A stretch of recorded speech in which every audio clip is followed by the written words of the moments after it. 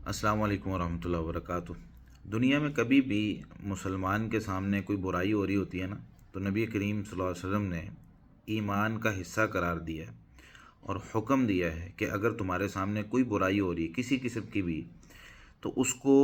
روکنے کے لیے تم نے کوشش کرنی ہے، اور وہ کوشش تمہارے ایمان کے حساب سے مختلف ہو سکتی ہے، لیکن کوشش تم نے ضرور کرنی ہے۔ اگر تم نے کوشش نہیں کی تو تمہارا ایمان بالکل بھی باقی نہیں ہے۔ اب وہ کوشش کس طریقے سے ہے؟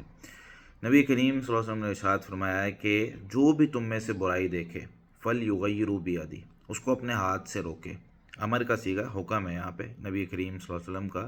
کہ اس کو اپنے ہاتھ سے روکنا ہے۔ اب مثال کے طور پر انسان جا رہا ہے، رستے میں کوئی تکلیف دہ چیز پڑی ہوئی ہے تو بندہ اس کو ہٹا دے، یا اسی طریقے سے کوئی شخص کسی مسلمان کو مارنے کی کوشش کر رہا ہے تو اس کو اپنے ہاتھ سے پکڑ کے پیچھے کر دے، بھائی پیچھے ہو جا، یہ ابھی یہاں پہ اس طرح کا کام نہیں کرنا۔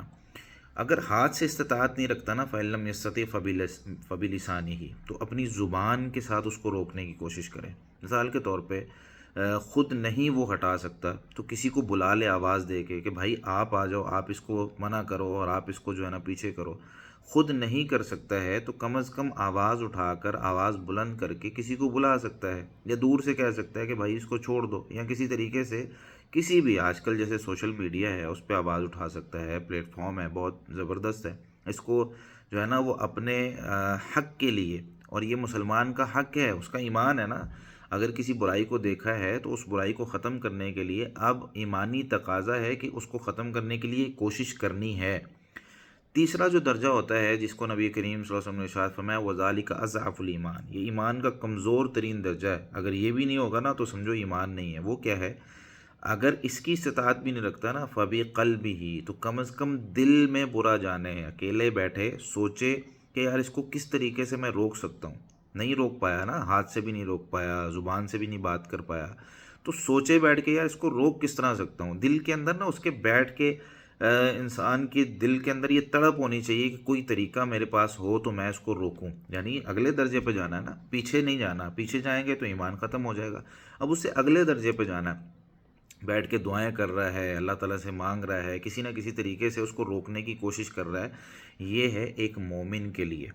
یہ ہے اس بندے کے لیے کہ جس کے اندر ایمان کا کچھ درجہ موجود ہے۔ وذالک اضعف الایمان، یہ ایمان کا کمزور ترین درجہ ہے۔ برائی کو کسی کو بھی دیکھ کے اس کی برائی کو روکنے کی کوشش کرنا ہے، ہاتھ سے نہیں تو زبان سے، زبان سے نہیں تو کم از کم دل میں برا جانے، پلاننگ کرے کہ بھائی اس کو روکنا کس طرح ہے۔ اب بات میں کر رہا ہوں، یہ جو دنیا کے اندر مسجدیں ہیں نا، یہ مسلمانوں کی سانجی مسجدیں ہوتی ہیں، اس کا کوئی ایک مالک نہیں ہوتا۔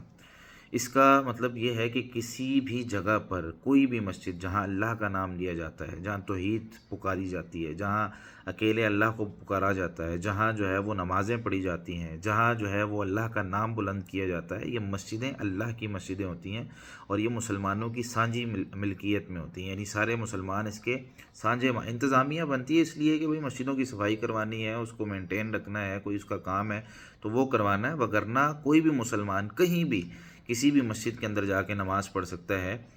یہ مسلمانوں کی مشترکہ جگہ ہیں، اور اگر ان کی حفاظت ہم نے نہیں کی، یہاں پر ایمان کا ایک بہت بڑا جو ہے نا وہ ایک چیلنج ہوتا ہے کہ اگر بندہ اپنی جو اس کی ملکیت کی چیزیں، اور خاص طور پر وہ جہاں اس کا ایمان باقی رہنا ہے، خاص طور پہ وہ جہاں اس کے ایمان کی باتیں ہونی ہیں، جہاں اس کے ایمان کو بڑھایا جانا ہے، وہ جگہیں بھی انسان جب ان کی جو ہے نا فکر چھوڑ دیتا ہے نا تو سمجھ لیں ایمان ختم ہونے لگ گیا۔ اب یہ جو جس مسجد کی ہم بات کر رہے ہیں نا، دنیا کے اندر دیکھیں بہت سی مسجدیں ہیں اور ہر محلے کے اندر مسجدیں، لیکن کچھ مسجدیں مسلمانوں کی وراثت ہیں، کچھ مسجدیں انبیاء علیہم الصلوۃ والسلام نے تعمیر کی ہیں۔ وہ 3 مسجدیں ہیں، مسجد حرام، مسجد نبوی اور مسجد اقصیٰ۔ اس کے علاوہ بھی ہیں چھوٹی چھوٹی مسجدیں ہیں، مسجد قباء ہے یا اس کے، لیکن یہ جو 3 مسجدیں ان کا خصوصی طور پر حدیث میں تذکرہ بھی آیا ہے، اور خاص طور پہ ایک دفعہ سیدنا ابو ذر رضی اللہ تعالیٰ عنہ نے نبی کریم صلی اللہ علیہ وسلم سے پوچھا، صحیح بخاری میں یہ روایت موجود ہے 3366 نمبر پر، پوچھتے ہیں یا رسول اللہ، دنیا میں زمین پہ کون سی مسجد ہے، ایو مسجد وضع فی الارض اول، سب سے پہلے کون سی مسجد بنائی گئی ہے؟ تو نبی کریم صلی اللہ علیہ وسلم نے ارشاد فرمایا المسجد الحرام، مسجد حرام۔ پھر پوچھا کہ کون سی مسجد اس کے بعد بنائی گئی، ثم ایون، تو آپ صلی اللہ علیہ وسلم نے فرمایا المسجد الاقصیٰ، مسجد اقصیٰ بنائی گئی۔ تو نبی کریم صلی اللہ علیہ وسلم سے پوچھا انہوں نے کہ کم کانا بینہما، ان دونوں کے درمیان فاصلہ کتنا تھا؟ تو نبی کریم صلی اللہ علیہ وسلم نے ارشاد فرمایا 40 سنہ، 40 سال کا فاصلہ تھا۔ تو اس میں اب علماء کرام نے جو محدثین ہیں انہوں نے ذکر کیا ہے کہ مسجد آدم علیہ الصلوۃ والسلام اور ان کی اولاد نے بنائی تھی، یا جو ہے نا ان کے بعد کسی جو ہے نا وہ نبی نے بنائی تھی۔ اس کے بعد یہ چلتے چلتے چلتے چلتے پھر ایک دور آیا کہ سیدنا ابراہیم علیہ الصلوۃ والسلام نے پھر دوبارہ سے اس کو تعمیر کیا، سیدنا سلیمان علیہ الصلوۃ والسلام نے دوبارہ سے اس کو تعمیر کیا۔ یعنی یہ بہت پرانی مسجد ہیں۔ یہی بات جو ہے امام قرطبی رحمۃ اللہ نے لکھی ہے، یہی بات حافظ ابن حجر رحمۃ اللہ نے فتح الباری میں لکھی ہے، یہی بات ابن الجوزی رحمۃ اللہ نے لکھی ہے۔ تو یہ مسجدیں بہت پرانی ہیں، یعنی سیدنا ابراہیم علیہ الصلوۃ والسلام نے اس کو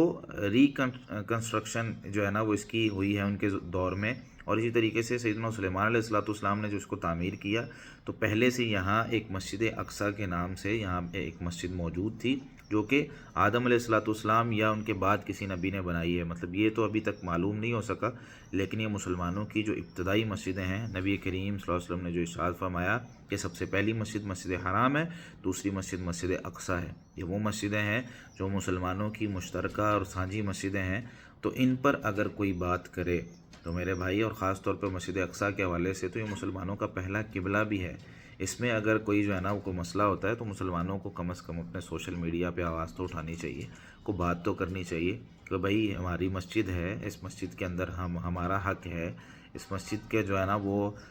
بانی مسلمان ہیں، اس مسجد کے جو ہے نا بنانے والے وہ انبیاء علیہ الصلوۃ والسلام ہیں، ٹھیک ہے؟ تو اس کی حفاظت کی جائے، اس کو جو ہے نا وہ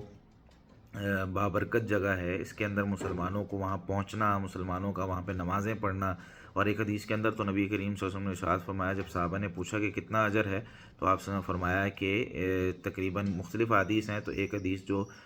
مستدرک حاکم وغیرہ کے اندر موجود ہے، 250 نمازوں کا اجر ہے ایک اس مسجد کے اندر نماز پڑھنے کا۔ تو یہ ساری باتیں ایک طرف رکھ کے اپنے ایمان کو جو ہے نا وہ